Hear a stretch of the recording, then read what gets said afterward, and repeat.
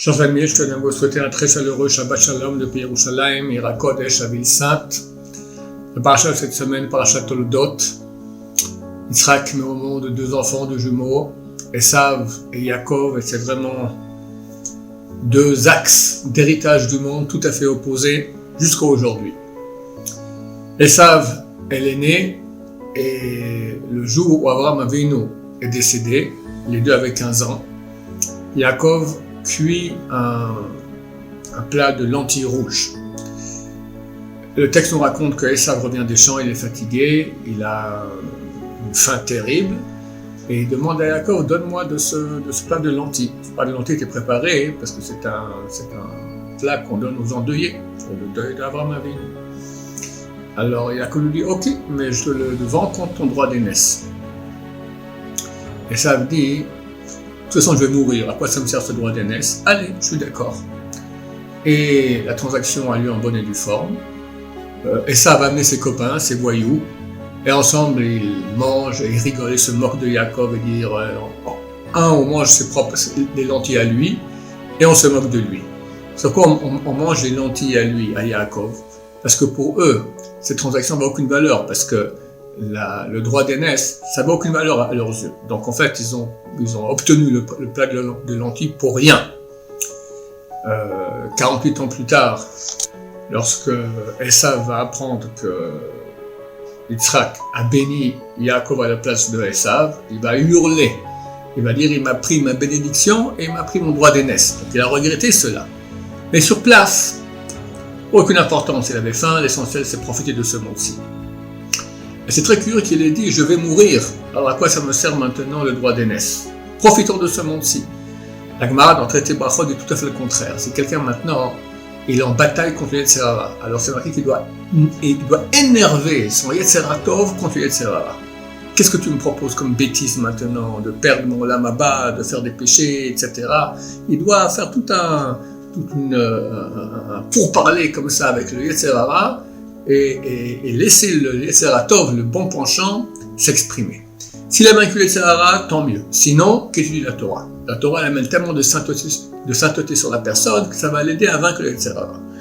La Gemara continue. Ici, il n'a pas réussi comme ça, qui dit Shema Israël. Shema Israël, c'est la profession de foi juive, qu'on est les serviteurs de Dieu, il est l'Éternel, il est un, et tout dépend de lui.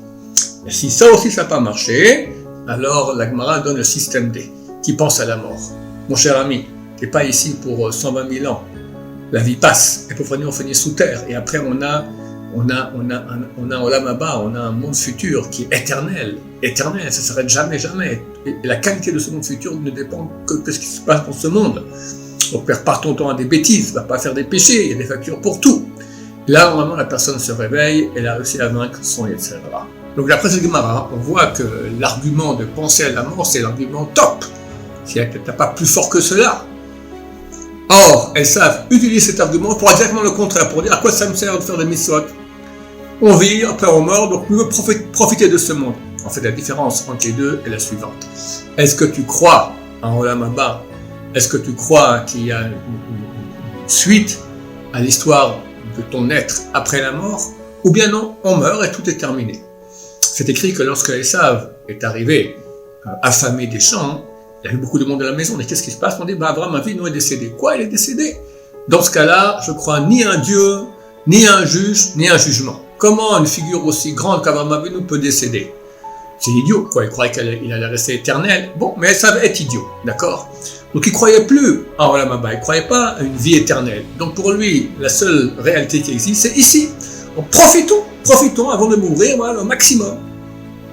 Mais nous, qui savons que ce monde-ci est passager, très rapide, et après on rentre dans l'éternité. Alors au contraire, le fait de penser à cela fait qu'on comprendra quelle est la nullité, quelle est la futilité des plaisirs de ce monde, et on va investir dans les vraies valeurs, celles qui vont rester pour l'éternité. Chers amis, c'est un combat quotidien, à chaque seconde. Le tzara est extrêmement fort. Mais très très bientôt, chers amis, ma chère se dévoile. On le sait, vous le savez, tout montre cela. Et là, c'est fini. Il n'y aura plus de mensonges. Donc, tout le monde comprendra que la vraie réalité, c'est la réalité spirituelle. C'est maintenant que nous devons nous renforcer dans cela. Une fois que ma chère viendra, on n'aura plus de mérite.